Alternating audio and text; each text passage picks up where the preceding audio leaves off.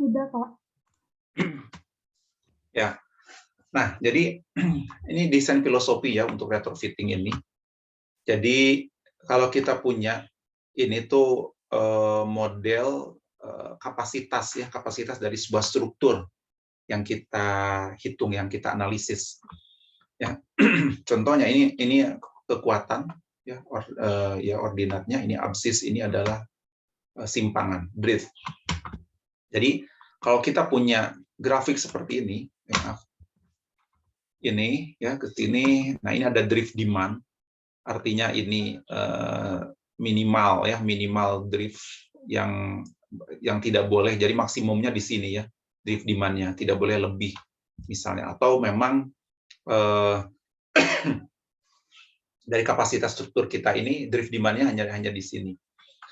Nah, kalau untuk global retrofitting atau istilahnya adalah system strengthening, ya kita bisa mengupgrade strength-nya. Ya, ini yang aslinya, ini yang original, ya, ini yang originalnya. Sedangkan kapasitasnya kita naik, ya, strength-nya, kekuatannya kita naik. Kalau kita melakukan global, tetapi ini reduce drift demand. Jadi ininya tapi berkurang, ya, yang di sini ini bisa drift demand-nya lebih panjang, tapi ketika kita naikkan dengan global retrofitting, kekuatannya memang meningkat, tetapi drift-nya dia akhirnya turun. Ya, jadi kapasitas drift-nya itu lebih dikit. Kenapa? Karena nanti lebih memberikan karakteristik kepada strukturnya itu lebih brittle, sehingga kapasitas dari simpangan dari struktur tersebut berkurang, gitu ya. Tetapi ketika kita lakukan elemen strengthening, local retrofitting, kalau kita perhatikan, lihat kapasitasnya, strength-nya itu relatif tidak berubah. Yang ini ya, yang abu-abu ini yang lama. Jadi kalau kapasitasnya sendiri sebetulnya tidak terlalu banyak berubah. Kalaupun berubah tuh dikit ya. Kalaupun ada yang melewati dari yang abu-abu itu dikit. Berbeda dengan yang strength yang ini, yang kita lakukan dengan global. Ini jadi tidak terlalu banyak perubahan, tetapi lihat di drift demand-nya dia akan nambah ya, drift demand-nya. Kita lihat yang birunya akan semakin panjang. Artinya apa? Simpangan izin dia semakin besar ya, drift-nya. Artinya kalau kita melakukan elemen strengthening, ini yang diharapkan itu adalah posisi ataupun karakteristik struktur kita akan lebih menjadi ductile. Ya. Kalau ini lebih brittle, kalau ini lebih ductile. Ya, sehingga dia akan lebih kuat di dalam simpangan yang terjadi ya dibandingkan ketika kita melakukan global retrofitting. Nah, ini ya jadi perbedaannya. Satu sisi kalau global ini strength-nya luar biasa, tambahnya ini signifikan penambahan kapasitasnya, tetapi akan mengurangi dari tadi simpangan ya. Simpangan izinnya berkurang, artinya lebih brittle. Sedangkan kalau kita melakukan local retrofitting ini akan lebih ductile ya, seperti itu. Ini ya tadi artinya kalau first approach yaitu dengan global strengthening kita melakukan new elements are added to building, kita menambahkan elemen baru. Tapi kalau second approach, kalau kita melakukan elemen strengthening atau local strengthening, maka kita lakukan ada based on insufficient capacities of members. Ya, jadi kita melakukannya berdasarkan ya kapasitas-kapasitas dari elemen-elemen yang memang itu tidak mencukupi. Ya. Jadi ini hanya beberapa saja. Ketika kita analisis dia tidak kuat, maka kita lakukan elemen strengthening. Nah, sistem strengthening ya ini kita kenal tadi dengan istilah global. Tujuannya adalah enhance its global stiffness. Dia untuk tujuannya bagaimana untuk meningkatkan ya stiffness secara global, jadi kekakuannya, ya, global stiffness-nya. Tapi di satu sisi decrease its natural period of vibration. Ya, jadi bisa mengurangi natural period of vibration. Jadi vibrasi ya dari periode getarnya, periode getar alaminya itu bisa dikurangi oleh kita. Terus decrease the amount of horizontal displacement. Dari sana kita pun bisa melihat ini bisa mengurangi jumlah dari displacement secara horizontal. Ya. Ini rumus, ini saya mudah-mudahan sudah kalian dapatkan ya di rekayasa gempa ataupun mungkin di perancangan kemarin ya dengan Pak Riawan mungkin. Jadi omega sama dengan akar dari K per M, ya di mana T nanti sama 2V per omega.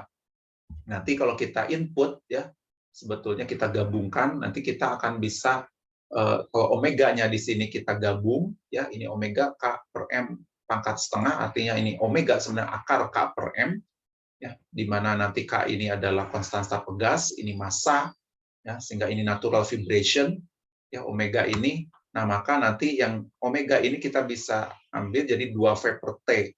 2V per T kita input di sini, jadi omeganya kita ganti dengan 2V, ya, di sini 2pi maksudnya, ini 2pi per T. Nah, maka kita bisa gabungkan, nanti kita bisa menghitung nilai periode dari struktur. Ya. Nah, ini tadi yang saya inikan sistem strengthening. Apa contohnya kita lakukan sistem strengthening? Contoh adding shear wall. Ya, yang paling biasanya banyak ya kalau di gedung-gedung high rise building itu kita menambahkan dinding geser. Ya, sistem struktur itu. Dengan strengthening dengan menggunakan sistem strengthening ya. Tapi yang akan nanti kita bahas di lokal sebetulnya. Ini sekali lagi adding shear wall ini adalah the most popular one. Di sini bisa improve lateral load capacity ya. Terus improve stiffness of the structure. Jadi ini kita bisa dengan menambah dinding geser, kita bisa meningkatkan kapasitas dari beban-beban lateral ya dari struktur tersebut. Terus juga bisa meningkatkan kekakuan ya stiffness-nya dari struktur sendiri. Terus existing partition wall are removed. Jadi kalau yang partisi-partisi wall itu kita bisa hilangkan. Ya kita ganti dengan shear wall langsung. Gitu. Built with high strength reinforced concrete, dan ini biasanya shear wall ini dicor ya dengan menggunakan beton yang mutu tinggi ya, high strength. Di beton mutu tinggi itu mudah-mudahan kalian masih ingat ya dulu di rekayasa beton gedung di uji material ataupun di lab bahan ya, jadi artinya biasanya di beton mutu tinggi itu sudah di atas FC aksen 30 ya, sudah di atas FC aksen 30 itu dianggap mutu tinggi ya kurang lebih, tapi secara umum 40 atau 50 sebetulnya ya. Tapi sebetulnya kalau secara umum gitu itu sudah di atas FC aksen 40 itu sudah dianggap mutu tinggi juga. Nah ini ya, jadi biasanya dengan menambahkan dinding geser atau shear wall ini menjadi satu kelebihannya di situ ya tentunya. Tapi ini pun harus kita perhatikan, adding shear wall ini have to be constructed from the foundation level. Jadi kalau kita menambah dinding geser itu kita harus lakukan dari bawah. Ya. Kebayang ya. Berarti kan artinya ini akan banyak effort. Terus akan mengganggu aktivitas yang lain karena kita betul-betul harus dari fondasi ya, harus nyambung ke atas. Karena mungkin kalau kalian ingat dengan apa yang kita lakukan di dalam PSBG ketika kita memodelkan dinding geser, nah maka itu dari bawah dinding geser itu. Karena kalau dia tidak dari fondasi, nanti dinding geser ini tidak memiliki satu fungsi yang diharapkan ya. Karena justru ketika dia constructed from the foundation ya, dia dimulai dari fondasi, nah dinding geser ini akan resist majority of the earthquake loads. Jadi nanti justru beban-beban lateral dari beban gempa itu bisa diserap ya sebetulnya oleh dinding geser ini. Terus limit the displacement of the building, dan juga dengan adanya dinding geser ini simpangan-simpangan struktur khususnya simpangan horizontal itu menjadi dikurangi ya, jadi terkurangi karena memang kekakuannya akan bertambah struktur tersebut ketika kita menambahkan dinding geser. Yang berikutnya sistem strengthening dengan bracing ya. BRB salah satunya, BRB ini apa? Buckling restraint brace ya. Buckling restraint brace frame ini contohnya BRB ini yang melakukan bracing seperti ini. Ini seringnya memang dibaja ya tapi biasanya bisa juga ya. Karena bisa ditutup juga dengan kalaupun ini beton ya paling nanti sambungan-sambungannya itu paling perlu diperhatikan saja. Ini lebih efektif in resisting cyclic forces ya. Jadi kalau ada beban-beban siklik ya, ini akan lebih efektif. Terus increase the resistance of frame structure ya, bisa meningkatkan kekuatan dari frame structure-nya, jadi portalnya. Terus provide a huge amount of dissipation energy ya, karena sistemnya model bracing seperti ini dia bisa menyerap ya energi, disipasi energi yang itu biasanya dari gempa itu bisa terserap, sehingga ketika terserap oleh bracing ini nanti yang akan dirasakan oleh elemen-elemen struktur lainnya, balok dan kolom, itu akan lebih kecil ya, karena beban energi gempanya sudah terserap oleh bracing ini. Terus introduce non-linear behavior, dan keunggulannya juga bracing ini dia bisa berperilaku nanti non-linear, artinya dia bisa lebih long life, lebih lama gitu ya berininya, sampai lebih ke arah plastis, lebih dari plastis itu. Karena kalau kita linear perilakunya, kalau linear ini ya paling-paling ketika gempa-gempa yang tidak besar dia masih bertahan, tapi ketika gempa-gempa yang sangat besar dia sudah ini ya, bisa sudah rusak, malah bisa sudah patah ya. Kecuali tadi kalau kita non-linear ini bisa berperilaku non-linear, dengan gempa-gempa besar itu dia masih bisa melakukan resisting ya, bisa melakukan tahanan kepada disipasi energi tadi. Ini kalau potongannya ya, kalau menggunakan BRB ini kalau conventional steel brace ini ya begini saja. Jadi kalau cuma baja saja nanti bisa jadi terjadi buckling, bisa terjadi tekukan ya. Nah, tetapi ketika BRB, nah karena dia modelnya begini, ini ada casing ya. Ini ada steel-nya ya, nanti ada casing, ada unbonding layer-nya. Jadi dia intinya ada casing di sini, sehingga kalaupun dia terjadi tekukan, tekukannya kecil-kecil ya di dalam ini. Karena di confine di sini ditahan oleh dua casing ini. Berbeda dengan konvensional ini. Ya, kalau konvensional ini akan seperti ini. Ya, dan ini akan besar sekali deltanya di sini. Mungkin kalian pernah dapat ya dari Pak Riawan, di gempa ini ada delta. Jadi efek P delta. Jadi P delta efek ini akan sangat berbahaya bagi struktur karena ini deltanya sangat besar sekali kalau terjadi buckling. Nah, sehingga bagaimana kita meminimalisir buckling dengan cara meminimalisir deltanya. Sehingga dengan salah satunya BRB ini modelnya begini. Sehingga deltanya kecil. Di sini berarti deltanya. Nah, ini yang salah satu keunggulan kenapa menggunakan BRB. Ya, ini core-nya, ini case, ya. Kalau kita potong seperti ini. Nah, jadinya dia nanti si bajanya ini di sini ya. Sehingga dia akan lebih kecil dari delta buckling-nya. Ya, gitu. Oke, itu ini supplemental damping. Nah, jadi kalau di gedung-gedung yang gempanya sering, apalagi kalau kita mungkin lihat konstruksi-konstruksi gedung di Jepang, itu sangat banyak sekali model-model damping. Ya, karena damping ini tujuannya adalah untuk meredam energi gempa yang datang.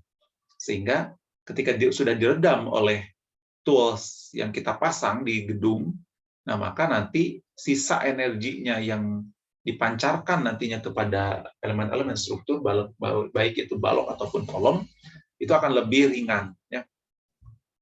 Ini ada model diagonal brace, ya, ada viscose damper di sininya, ada chevron brace model begini, terus juga ada yang model ini pole friction, ya, ada yang model begini, ya, dan sebagainya. Jadi artinya ini beberapa cara untuk melakukan sistem strengthening. Jadi kalau dengan damping itu ada yang menggunakan passive control, ada active control, ada semi active control. Ya. Jadi ada yang sistem pasif. Kalau pasif ya berarti dia menggunakan energy device, energy dissipation-nya. Terus kalau active control dia menggunakan control forces developed by force delivery devices. Jadi nanti ada kontrolnya kalau aktif itu. Jadi kalau dia beban segini dia akan mengikuti begini-begini, itu aktif. Kalau semi aktif bisa kombinasi ya dari active and passive control device. Terus ada yang kita kenal dengan base isolation juga. Ya. Jadi base isolation teknologi ini jadi bagaimana membuat struktur menjadi lebih fleksibel antara fondasi ya dengan superstructure. Ini menggunakan base Ya. Kalau ini, ya, jadi nanti kalau ini yang masih yang lama. Kalau kita perhatikan, yang lama tanpa base di sini pondasinya, ini simpangannya besar sekali. Tapi kalau kita menggunakan base isolation, di sini biasanya menggunakan rubber, ya. Contoh seperti ini, transformation, seismic isolation rubber bearing. Jadi kalau begini, jadi nanti kalau kita lihat driftnya, ininya, translation-nya, ya, simpangan strukturnya sangat kecil sekali dibandingkan di sini. Ya, itulah seismic rubber, ya, isolation rubber bearing. Itu bisa kita pasang di situ. Ya, sehingga hampir sama. Kan yang kita khawatirkan dalam gempa itu adalah deltanya, perbedaan simpangan. Kalau simpangannya sama atau kecil perbedaannya, itu relatif aman struktur tersebut. Dia hanya bergeser saja, balik lagi. Tapi kalau seperti ini, simpangan strukturnya ketika terjadi gempa, nah maka deltanya dari lantai 1, lantai 2 ke lantai-lantai berikutnya itu akan besar. Dan ini yang akan merusak struktur. Nah, ini pun dengan menggunakan sistem strengthening, ya. Ini close up-nya.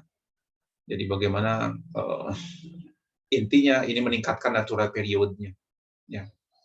Terus increase displacement across the isolation level. Jadi yang di sini memang bertambah displacement-nya di dalam di level si base-nya ini, isolasinya. Ya, tetapi nanti delta-nya itu yang dihasilkan akan kecil. Ya, ini juga ada yang di sini, ataupun yang mungkin kalau kita lihat di jembatan pun suka menggunakan base. Ya, kalau kita turun ke jembatan Pasupati, mungkin lihat, kalau kalian lihat ke atas di pilarnya itu ada itu, ya, base. Jadi ada isolation yang seperti itu. Ya, meskipun kalau di jembatan mungkin sudah biasa ya menggunakan itu. Kalau di gedung itu sebetulnya belum terlalu biasa. Tapi kalau di Jepang ya sekarang udah mulai banyak. Nah, informasi yang saya dapatkan waktu itu, karena ada kenalan juga di ini, jadi gedung di rumah sakit yang RSHS yang baru, ya, Hasan Sadikin, itu sudah mulai dipakai, ya, base isolation di situ, ya, karena diharapkan rumah sakit tersebut akan relatif lebih tahan, ya, terhadap gempa, ya, ketika gempa terjadi. Nah, sekarang ini lokal. Tadi kita udah ngomong tentang global, kita berbicara tentang lokal strengthening. Ini dikenal dengan elemen strengthening tadi, ya. Jadi bukan secara global struktur, tapi dia hanya elemen saja. Mana yang rusak kita perbaiki di situ, ya. Dan ini didasarkan dengan insufficient capacity of particular element. Jadi ketika ada khusus elemen-elemen tertentu yang tidak kuat, nah maka kita lakukan strengthening-nya di tempat tersebut atau di elemen tersebut. Sehingga kalau kita lakukan itu, no significant increases in terms of strength of the building. Jadi tidak ada, ya, peningkatan yang signifikan di dalam peningkatan kekuatan. Tadi seperti kita sudah bahas, ya, dari grafik. Terus no significant changes in the load deformation relationship juga, ya. Jadi dari kapasitas juga tidak berubah banyak. Juga di hubungan load deformasi, ya, tegangan regangannya itu pun tidak terlalu besar, tetapi dia enhance its ductility. Ya, jadi dengan local strengthening ini itu meningkatkan its ductility, ya, duktilitasnya itu meningkat. Dan tadi, ya, kita sudah ini, kalian harus tahu brittle versus ductile itu bagaimana. Ini seharusnya sudah dibahas, ya, di semester-semester yang lalu, dari mata kuliah yang lalu. Ini saya harapkan kalian sudah memahami, ya, tentang masalah brittle versus ductile ini. Konsekuensinya apa, ya? Karakteristiknya kalau brittle apa, ductile apa, ya? Ini mudah-mudahan kalian sudah memahaminya. Ini, ya, tadi saya ulangi di local strengthening begini, ya. Jadi tidak ada perubahan kapasitas yang signifikan dibandingkan yang awal, tetapi dia lebih panjang, ya, ke sininya, artinya dia lebih ductile. Nah, ini saya sedikit untuk lokal apa saja FRP, dan ini yang sudah kalian dapatkan di awal, ya, dengan Bu Mardiana. Tentunya ini paling populer, ya, pada saat ini sebagai material yang digunakan untuk structural strengthening ataupun repair application. Nah, jadi intinya secara umum bagaimana kita melakukan wrapping, ya, melakukan wrapping dari elemen struktur itu dengan menggunakan FRP, ya. Tapi intinya harusnya sebaiknya memang kalau paling mudahnya complete wrapping. Jadi satu elemennya semuanya di wrapping. Tetapi itu pun kalau kita lihat mungkin dari segi cost, ya kadang-kadang itu mungkin terlalu besar kalau kita wrapping semuanya. Kan ini seperti ini pun, ini wrapping ya semuanya dari ujung sampai ujung. Nah, tapi sebetulnya nanti itu bisa jadi ini hanya terlihat di luar, tapi bisa jadi lapisannya berbeda antara atas, tengah, dan bawah. Jadi bagaimana kalau wrapping column ini ya sebetulnya bisa meningkatkan nanti beban dan kapasitas deformasinya. Ya. Terus certain performance and failure mode issues are arise with regard to different wrapping configuration and fiber orientation. Nah, jadi saya nggak tahu ya apakah mudah-mudahan Bu Mardiana mungkin sudah menyinggung. Jadi sebetulnya secara ini bagus, tapi tetap ini muncul ada isu-isu tertentu ya yang muncul tentang failure mode atau mode kehancuran ya dari struktur yang dibungkus oleh FRP. Karena nanti kita harus mempertimbangkan regangannya. Nanti apakah regangan FRP, apakah regangan beton yang duluan. Kalau regangan beton duluan akan gimana konsekuensinya? Kalau regangan FRP yang tercapai duluan, konsekuensinya bagaimana? Ya. Nah, ini isu-isu seperti ini tetap ya akan menjadi pertimbangan sebetulnya di dalam desain FRP, termasuk konfigurasi bagaimana kita melakukan pembungkusannya, ya metode wrappingnya, konfigurasi the wrapping dan juga fiber orientation. Jadi orientasi fibernya itu pun akan berpengaruh. Ini sedikit saja ya, mudah-mudahan sudah dibahas juga bagaimana ini yang flexural ya untuk yang lentur plus geser. Ya, ini lentur, geser, encourage. Jadi ada beberapa cara untuk melakukan wrapping ya sebetulnya. Terus bagaimana penerapan ini pun tetap harus dilakukan analisis ya di dalam tegangan-regangannya tentunya ya karena nanti akan berhubungan dengan failure mode. Jadi proper attention to brittle shear and the bonding failure mode should be made to avoid decreasing ductility is element. Ya. Jadi memang betul-betul harus diperhatikan. Jadi bukan hanya masalah ngebungkus, tetapi nanti rusak geser, ya atau ya kegagalan geser, tentunya ataupun ada kemungkinan adanya debonding. Ya debonding itu lepasnya FRP, ya itu pun harus kita hindari ya tentunya. Yang kedua, steel jacketing, yang termasuk local strengthening ini. Ya, ini mungkin kemarin yang Pak Heri sudah menjelaskan. Jadi, it has been used to enhance the shear strength and ductility of square RC column in existing building. Ya, jadi biasanya ini lebih banyaknya kegeser ya, dan duktilitasnya. Dan yang paling mudah ya ini untuk yang kotak ya, kolom persegi. Karena kalau yang bukan persegi agak susah karena ini plat baja. Ya, jadi ini plat baja itu pun keterbatasannya seperti itu. Dan ini dilakukan ya steel jacketing ini dengan steel plates seperti yang kalian lihat di sini. Ya, jadi ini plat-plat ya, plat-plat baja yang dilakukan dan ini rata-rata peningkatannya lebih ke arah geser nantinya ya dibandingkan ke arah lenturnya. Yang ketiga, ini concrete jacketing. Nah, ini kita mulai masuk ke awal pembelajaran kita tentunya. Jadi ini concrete jacketing ini bagian dari local strengthening. Ya. Definisinya apa? Pertama, ini bagian dari strengthening method. Yang kedua adalah one of modification technique ya apply to existing structural concrete element. Jadi ini pun bagian dari modifikasi ya, teknik modifikasi yang kita aplikasikan ya ke dalam elemen-elemen struktur. Terus a procedure to increase the strength of particular reinforced concrete elements which happen to have sustained damage. Ya gitu. Jadi biasanya ini kita lakukan untuk meningkatkan kekuatan dari khusus elemen itu saja ya. Khusus elemen tertentu saja. Ya, biasanya yang kita lihat ada dia elemen struktur tersebut adalah have sustained damage. Dia memiliki kerusakan-kerusakan yang sudah yang sudah settle di situ gitu ya kerusakannya itu. Jadi betul-betul sudah permanen rusaknya. Nah, maka kita bisa melakukan concrete jacketing ini. Sekali lagi yang kita tingkatkan kapasitasnya memang hanya satu struktur ini saja, satu elemen ini, bukan ke struktur secara keseluruhan. Beda dengan global strengthening tadi ya. Kalau global ya memang keseluruhan strukturnya. Tapi yang kita ini tingkatkan adalah hanya di elemen tersebut ya, yang kita lakukan perkuatan. Purposes ya, tujuannya adalah increase concrete confinement by providing transversal reinforcement, especially for circular column. Nah, jadi ini bisa meningkatkan efek confinement ya. Efek confinement dengan apa?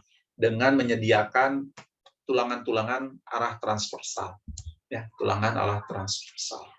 Increase shear strength ya, ini bisa meningkatkan gesernya dominan tentunya karena kita menambah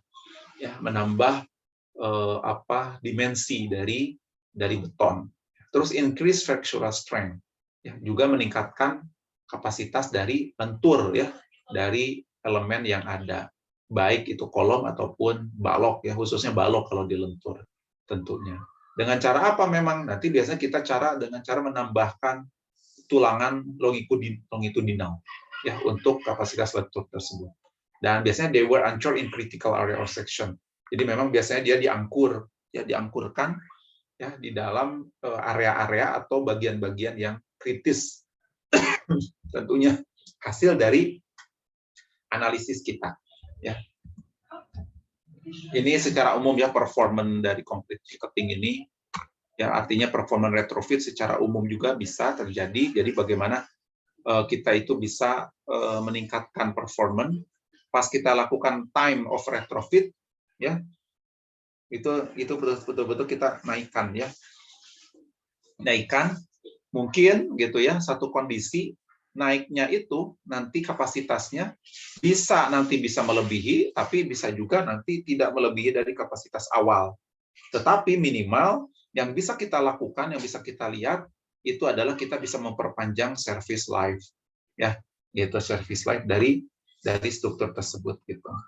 Jadi retrofit itu ya idealnya sebetulnya kita bisa meningkatkan lebih dari kapasitas yang sebelum-sebelumnya ya, dibandingkan daripada kita tidak melakukan retrofit, maka bisa terjadi penurunan performance levelnya, terus turun. Kita lakukan retrofit maka dia naik kapasitasnya ya. Nanti dia turun lagi, nanti di sana harus naik lagi gitu, retrofit lagi, setelah itu retrofit lagi gitu ya, dan sebagainya. Nah, concrete ticketing pertama misalnya ke kolom ya. Ini ada kolom yang saya munculkan di sini. Jadi kita bungkus dengan tulangan-tulangan baru disiapkan ya. Nanti kita berikan backistingnya ya, cetakannya sebelum kita cor beton baru. Jadi ini one of several option ya for strengthening based on local strengthening technique. Jadi ini salah satu cara tentunya untuk melakukan perkuatan. Existing element is wrapped with a jacket of concrete ya. Jadi yang elemen-elemen yang ada yang existing itu kita bungkus nanti dengan a jacket of concrete. Jadi nanti kita bungkus lagi dengan konkrit atau beton yang baru. Jadi konsepnya itu sebetulnya. Jadi yang lama itu kita bungkus tapi dengan beton yang baru. Kalau dulu FRP ngebungkusnya pakai FRP. Kalau ini beton yang lama kita bungkus dengan beton baru. Tapi kalau hasil analisisnya adalah nanti kita perlu berapa buah tulangan ya untuk mengkondisikan kapasitas yang ada, sehingga nanti disiapkan tulangan dulu seperti di gambar ya, tulangan-tulangan dulu baik ini yang circular column ataupun yang square column di sini.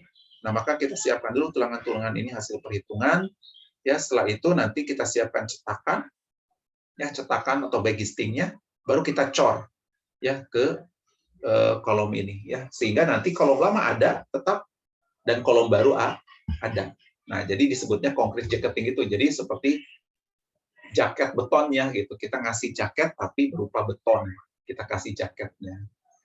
Ya, terus kita tambahkan tulangan-tulangan reinforced with longitudinal steel bars and ties. Jadi kita siapkan tambahan tulangan-tulangan tambahannya, tulangan-tulangan pokok termasuk dengan shear ataupun dengan ties ya, termasuk tulangan sengkangnya gitu ya. Nah, di sini kita lihat ya, ini ada tulangan sengkangnya nanti yang circular column, termasuk yang square column pun ini ada ini tulangan sengkangnya. Ya, sebelum dilakukan pengecoran ini dipasang dulu, nanti dibungkus. Setelah dibungkus baru dilakukan pengecoran ya. Jadi dengan melakukan concrete jacketing ya, dengan kita menambahkan dimensi kolom dan tambahan tulangan yang ada tentunya di sini, ini kita bisa meningkatkan axial strength ya tentu. Ya, jadi kapasitas dari aksial dari kolom tersebut meningkat dan juga meningkatkan kekakuan ya dari kolom yang ada. Terus if there is a damage in some of existing members, they should be repaired first. Jadi kalau memang ada kerusakan itu dalam yang elemen-elemen yang ada, itu kita harus bersihkan dulu, kita harus rapikan dulu sehingga jangan asal langsung ditutup ya, asal langsung diceketing aja sudah gitu ya. Itu tidak ya. Sehingga kita harapkan ini betul-betul ya pembungkusan kolom ini, concrete jacketing ini tentunya sudah berdasarkan analisis kapasitas yang baik ya tentunya. Jadi kita harus betul-betul bersihkan dulu, kita harus betul-betul rapihkan dulu kalau memang itu ada kerusakan-kerusakan di dalam existing members, di dalam elemen-elemen yang ada ya tentunya. Nah kalau beam ya sekarang balok, ya kurang lebih balok pun sama ya. Meskipun secara nanti pelaksanaannya memang agak sedikit lebih sulit ya, lebih sulit karena memang balok ini kita kalau mau menambah tulangan yang baru ini kita harus membobok dulu ya. Jadi ini tentunya pelaksanaannya terus terang ya tidak semudah yang kita bayangkan tentunya. Karena itu concrete jacketing ini sebetulnya tidak terlalu favorit ya di negara kita, tidak terlalu favorit karena memang mungkin lebih effortnya lebih banyak sebetulnya. Dan juga nanti ada kelebihan kekurangan yang memang ya, karena nanti dimensi kolom ini atau dimensi balok yang akan kita concrete jacketing itu akan lebih besar nantinya dimensinya. Dan mungkin jadi tidak indah gitu ya. Artinya karena nambah besar gitu, kolomnya nambah besar, baloknya nambah besar misalnya. Nah ini pun kalau dari segi arsitektural pasti agak keberatan ya misalnya. Sehingga tidak terlalu di ini. Tapi kalau di negara-negara India khususnya, jadi nanti kalau kalian cari referensi, ternyata yang referensi untuk concrete jacketing yang banyak itu India. Kalau India itu ini mungkin sudah cukup populer ya concrete jacketing ini. Kenapa? Karena memang kalau secara cost bisa jadi ini lebih murah dibanding FRP. Karena FRP ini cukup mahal sebetulnya. Ya sehingga di India itu relatif kalau dibanding di Indonesia jauh ya. Di India sudah lebih populer concrete jacketing itu. Nah, ini kalau untuk yang balok ya. Jadi ini pun kita lakukan tentunya dengan tujuan-tujuan khusus. Apakah memang balok tersebut kita perlu jacketing atau tidak. Dan juga dengan melakukan concrete jacketing di balok ini, it gives a continuity to the column for transmitting the load. Jadi bagaimana kita meyakinkan ya melakukan concrete jacketing ini untuk bisa mentransmisikan beban. Ya beban-beban yang didapat dari balok ini, dari balok yang sini ke kolomnya, gitu ya. Jadi karena kita ingin, jadi ketika kita lakukan concrete jacketing pun transmisi beban dari balok ke kolom di sini ini terjadi ya. Jangan sampai kita lakukan concrete jacketing tetapi justru transmisi bebannya tidak terjadi. Nah ini karena itu sambungan-sambungan seperti tulangan-tulangan ya baja tulangan yang ada, terus nanti beton yang kita cor itu pun kita harus pastikan memang ini akhirnya menjadi sebuah misalnya satu kesatuan yang baik ya sehingga transmisi beban dari balok ke kolom ini akan baik. Terus increase the strength and stiffness ya ini tadi sudah meningkatkan kekuatan dan kekakuan dari struktur yang ada ya. Karena dengan menambah dimensi itu jelas. Khususnya kalau struktur-struktur secara lentur ya. Dan juga kekakuan tentunya dengan menambah dimensi. Nah, tetapi memang nantinya akan ada konsekuensi menambah dimensi itu tentunya pasti akan pertama dari estetika ya, dari tampak, dari appearance, kalau dari arsitektural akan jadi kurang bagus ya. jadi gemuk-gemuk gitu kolomnya itu sudah ini ditambah gemuk, terus baloknya juga jadi tambahin gitu ya. Jadi kalau terekspos itu memang kurang enak ya terlihatnya sebetulnya dibandingkan kita melakukan dengan FRP misalnya. Nah, ini kurang lebih ya concrete jacketing di beam. Jadi bagaimana kita harus memastikan ya, bagaimana flexural resistance must be carefully computed to avoid strong beam weak column system. Jadi kalau kita melakukan beam, nah hati-hatinya tuh kita tetap nanti harus ngecek strong column weak beam. Jadi bagaimana tetap si balok itu harus dilemahkan dibandingkan kalau kecuali kalau dua-duanya itu lebih baik memang dua-duanya dilakukan perkuatan. Tapi kalau hanya balok saya yang diberikan perkuatan, ini harus dicek benar-benar. Ya, saya yakin Pak Riawan sudah memberikan ini ya. Jadi bagaimana kita balok kolom kuat, balok lemah. Ya, itu harus tetap terjadi. Jangan sampai jadi pas kita lakukan concrete jacketing di beam malah akhirnya jadi hancur gitu ya karena ternyata menjadi strong beam weak column. Nah, ini tidak kita harapkan ya. Ini salah satunya melakukan three-sided jacketing atau four-sided ya jacketing seperti ini. Ya, tergantung nanti biasanya ini tergantung kemudahan-kemudahan di dalam pelaksanaan tentunya ya. Jadi bagaimana nanti apakah kita melakukan three-sided ataupun four-sided jacketing ya seperti itu. Itu ya sementara bagian pertama dari ini awalan, tapi nanti kita akan lanjutkan ya untuk awalan. Jadi nanti hari ini saya rencana mungkin nggak tahu ya Pak, apakah kolomdo atau balok ya nanti kita lihat di slide saya. Silakan kalau ada pertanyaan nih sebelum berakhir 1 menit. Ya, tapi nggak apa-apa, nanti kita coba kalaupun ada pertanyaan kita coba di sesi kedua itu. Ya saya akan lanjutkan. Jadi nanti kita akan belajar kolom dan balok ya. Tapi nanti saya lupa kayaknya kolom dulu ya. Yang pertama itu kita akan kolom dulu. Nanti mungkin di pertemuan berikutnya kita balok ya seperti itu. Jadi akan ada 2 elemen yang akan kita tinjau ya dengan melakukan desain concrete jacketing ini ya seperti itu. Oke, itu saja sambil menunggu less than 1 minute ya. Jadi nanti saya lanjutkan ke desainnya yang part 2 ya concrete jacketing part 2. Jadi tapi yang hari ini mungkin